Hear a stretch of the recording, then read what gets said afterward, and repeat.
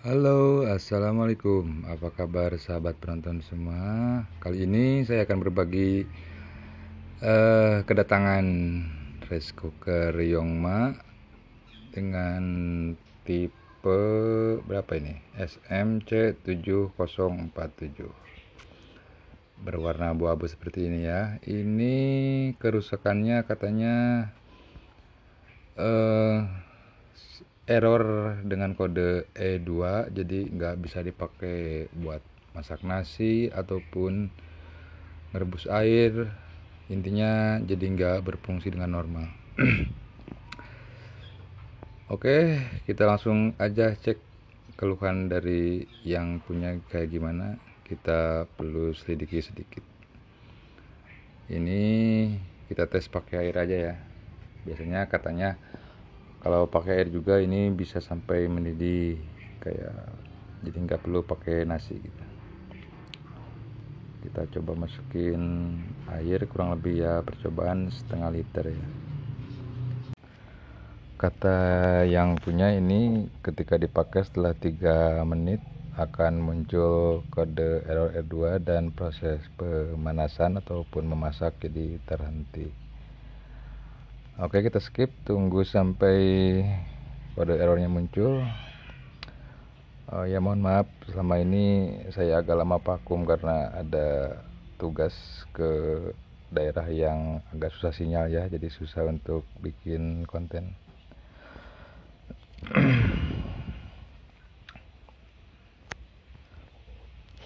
Nah, ini seperti yang nampak, air baru hangat, sudah muncul kode E2 dan proses pemanasan jadi terhenti. Ketika disentuh ini air cuma sampai hangat saja. Jadi kalau untuk memasak ini gak bisa ya. Sebagai patokan untuk rice cooker yang digital seperti ini, terutama yang merek Yongma ini ya, kalau kode error E2 itu udah bisa dipastikan bahwa itu errornya itu dia nggak bisa mendeteksi sensor panas yang ada di tutup rice cookernya ya. Oke, kita coba buka ini. Nah,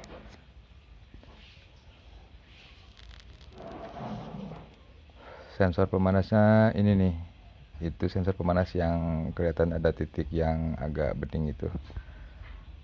Untuk melihat lebih jelasnya kita buka tutupnya. Nah, ini yang di titik tengah ini, nah ini sensor pemanas, kemudian sensor panas ya maksudnya. Nah, ini yang body ini dia adalah penghangat di bagian atas, karena ketika nasi udah matang, proses penghangatan itu kalau yang bagian bawah ini kan untuk elemen untuk pemanas, kalau untuk masak, karena kalau yang di dinding ini untuk penghangat, jadi ada di sekitaran di dinding sama di bagian tutup itu ada 2 elemen pemanas, jadi nasi itu biar tetap hangat.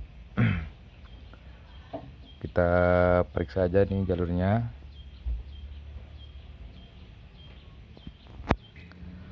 Pertama-tama kita bongkar tutupnya ya, mulai dari jalur yang untuk keluar uapnya itu ada baut 2, kita lepas baut yang 2 itu.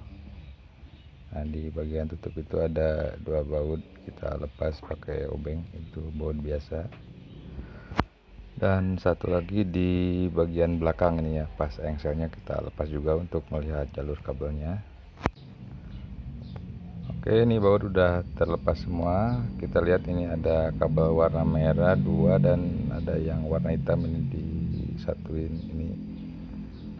Kalau dilihat dari kabelnya, nampaknya ini yang warna merah 2 ini terlihat dari ukurannya dia untuk arus 220 volt. Kita cek tarik-tarik apa putus atau tidaknya. Ini untuk pemanas biasanya, karena terlihat dari kabelnya juga dia agak besar. Sedangkan yang hitam tadi itu yang ini nih, ini sepertinya dia kabel buat sensor panasnya ya, yang di titik tengah. Lanjut tahapnya, kita buka kapar tutup dengan cara dicungkil di bagian atas. Udah gitu nanti tinggal ditarik aja ya. Nah, ini kita congkel pakai obeng nih. Nah, udah bisa lepas. Kemudian kita amati dari atas. Nah, ini kelihatan bahwa yang ada di tengah itu ada sensor panasnya. Nah ini yang kelihatan ada aluminium foilnya itu untuk elemen pemanas. Nah ini udah kelihatan putus ya. Udah kelihatan putus. Makanya bisa dipastikan kalau kode error E2 itu udah dipastikan bahwa si sensor panasnya itu enggak terdetek sama si PCB nya itu ya. Nah sekalian aja nanti kita buka di bagian bawah juga biar bisa membedakan mana jalur untuk pemanas dan mana jalur untuk sensor-sensornya.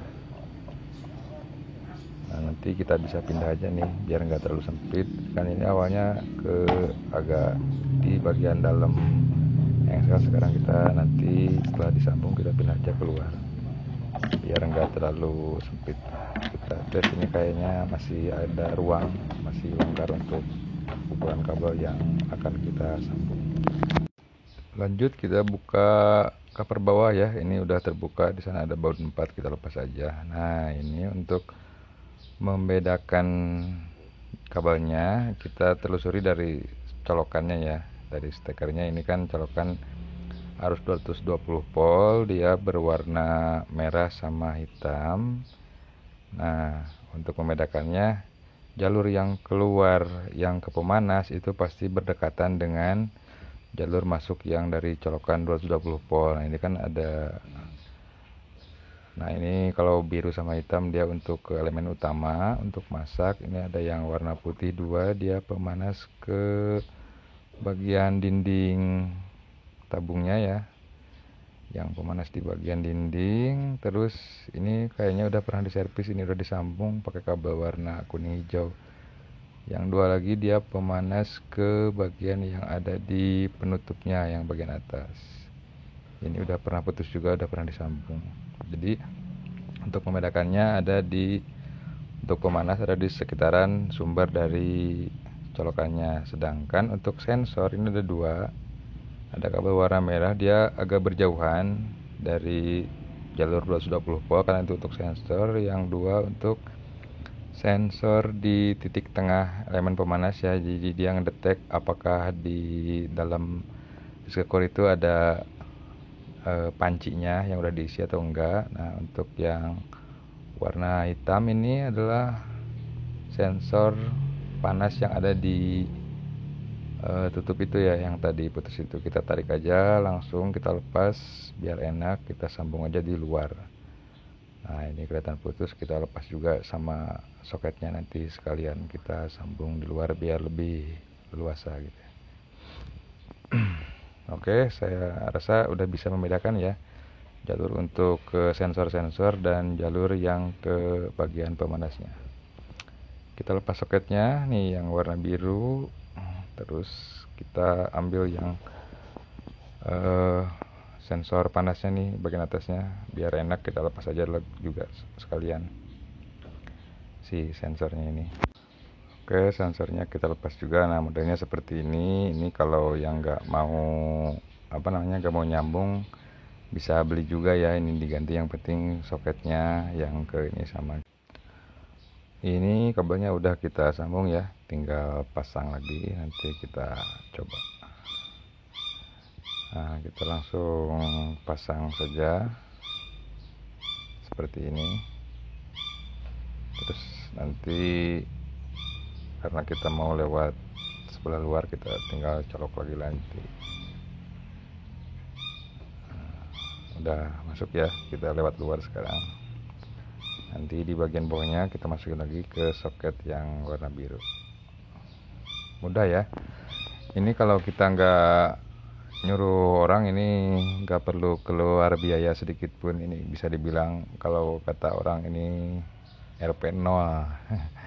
Tapi dalam kenyataannya walaupun nggak ada spare part yang diganti, kalau kita minta tolong ke orang ya tetap aja kita harus minimal ada uang rokok lah gitu ya. Seperti itu, makanya saya berbagi tutorial gampang-gampang seperti ini untuk kepentingan sehari-hari dalam rumah tangga. Biasanya hal-hal kayak gini nggak perlulah kita nyuruh-nyuruh orang, karena ini saya rasa kerjaan yang cukup mudah ya. Oke, tutupnya kita langsung pasang lagi. untuk perapian karena perbaikan udah selesai ya, kita rapihkan lagi. Untuk pemasangan cover atas hati-hati ya, jangan sampai karet ini kejepit, nanti jadi error nantinya keluar uapnya. Usahakan kita rapihkan pelan-pelan saja masangnya. Kita pasang lagi bautnya, pasang juga penutup uapnya, terus kita tutup cover engselnya juga ya. Cover belakangnya kita pasang juga sebelum kita coba. Pokoknya kita rapihkan semua pelan-pelan saja, yang penting aman dan selamat. Utamakan keselamatan. Oke, kita coba lagi dengan metode yang sama kayak awal tadi ya. Kita masukin lagi air ya, kurang lebih setengah liter. Kita coba apakah ini bisa sampai mendidih, sampai mode merebus ya. Biasanya ini jadi semua modenya itu ini terlalui. Oke, kita tunggu beberapa saat, nanti kita cek perubahan-perubahannya. Oke, ini udah berjalan ke mode berikutnya, mode penyerapan.